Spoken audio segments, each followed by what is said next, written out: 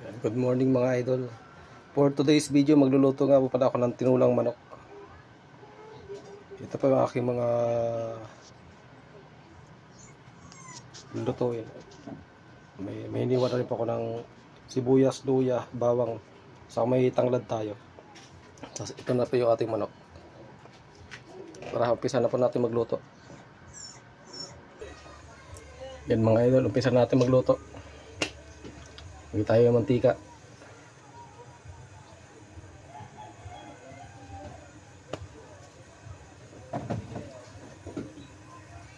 Mainit na yung ating mantika. Lagyan natin yung luya.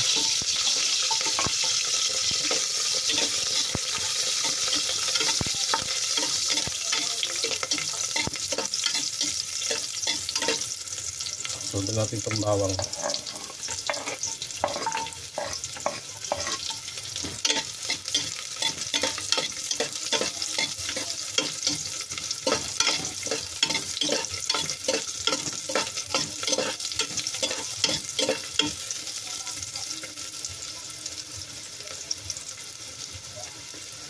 I-snod na natin itong sibuyas.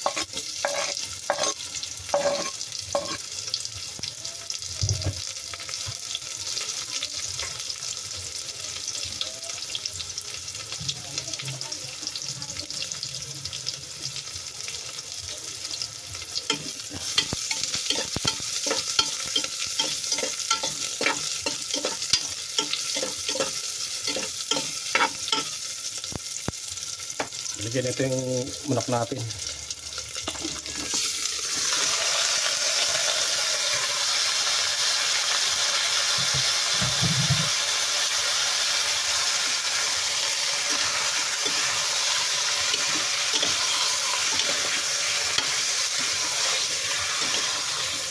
Sa pressure cooker ko po siya niluto kasi ito po yung matigas na manok, yung kan. Parang native din ito. Kaya i-pressure cooker natin siya pagka gisa natin.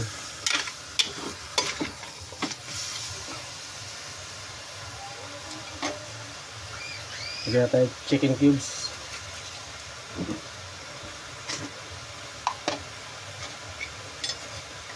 Lagyan din tayo ng asin.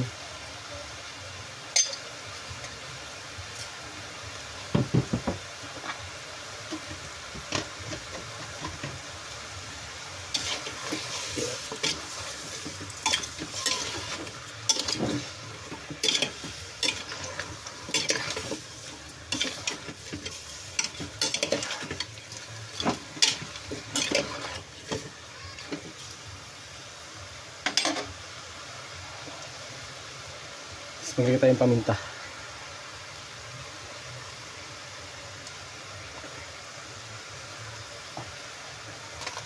Sa bechin. Kaunti lang yan.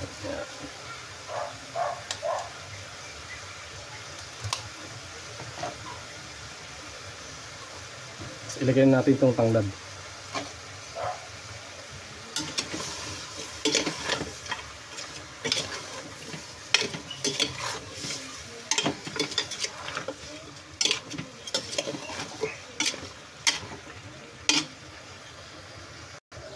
Lagyan na tayo ng tubig para lumambot na yung ating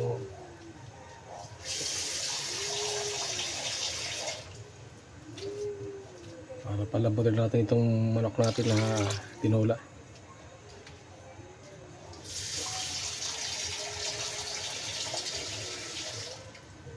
Medyo dinamihan po yung sabaw kasi sisip-sip pa po yan. Yan, okay na po yan.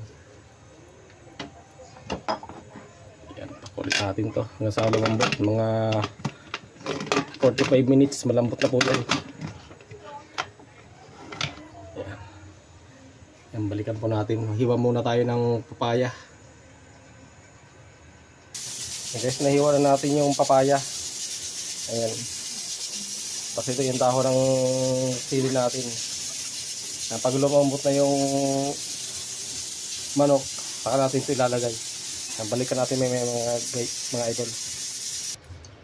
Yan mga idol, malambot na yung ating manok. Ayan o, halos matuyo na ng sabaw. Ilagay na natin yung ano, papaya. Tapos dagdagan natin ng sabaw.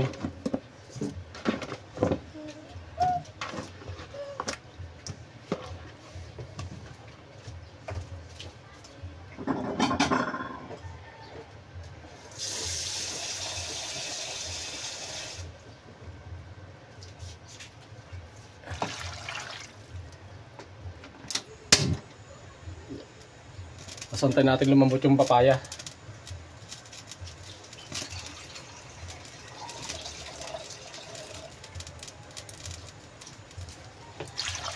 Yan, okay na po yan. Haluin natin para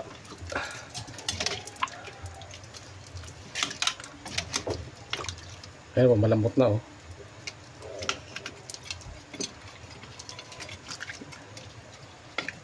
Yan, antayin natin lumambot yung papaya, mga idol.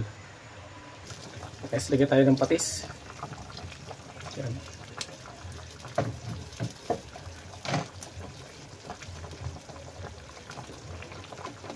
Sagad natin ang magic sarap.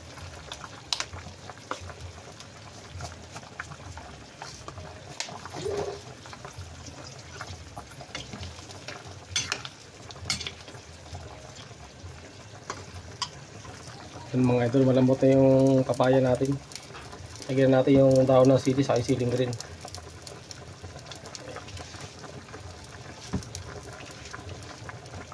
Mga 1 minute lang po yan, luto na yan.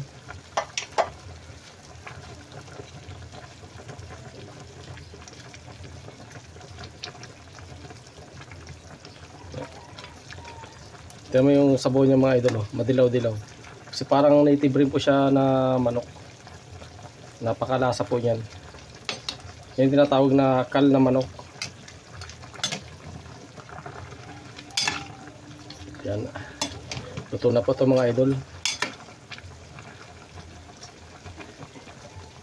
Yan, luto na po. Thank you for watching guys.